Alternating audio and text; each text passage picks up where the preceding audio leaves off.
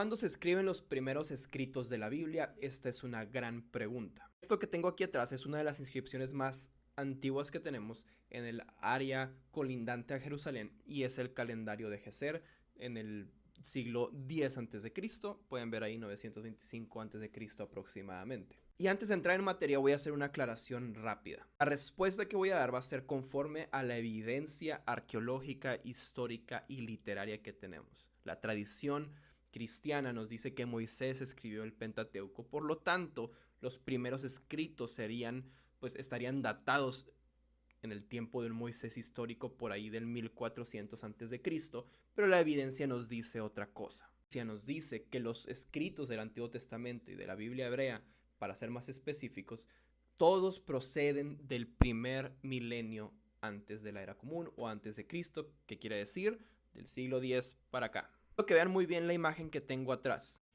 ¿Por qué? Porque esta es una de las primeras inscripciones que tenemos del siglo X antes de Cristo, pero vean la otra imagen. Este de aquí es el alfabeto fenicio y hay una gran similitud entre el alfabeto fenicio y la inscripción del calendario de Geser por obvias razones, porque precisamente el fenicio precede al hebreo. Pero del fenicio no solamente precede el hebreo, sino otra serie de idiomas, de lenguajes. Por lo tanto, no podemos afirmar que el calendario de Geser es como tal una escritura hebrea. Pero que vean esta tabla que está aquí. Este es el alfabeto del calendario de Geser y así una serie de evoluciones del hebreo hasta el que conocemos hoy en día, que probablemente se forma en el periodo del exilio en Babilonia. La primera inscripción que tenemos, que es sin duda hebrea, es la inscripción de Siloam por ahí del siglo 8 antes de la era común. Los académicos concuerdan que lo más probable es que los primeros escritos de la Biblia provienen del siglo 9 o siglo 8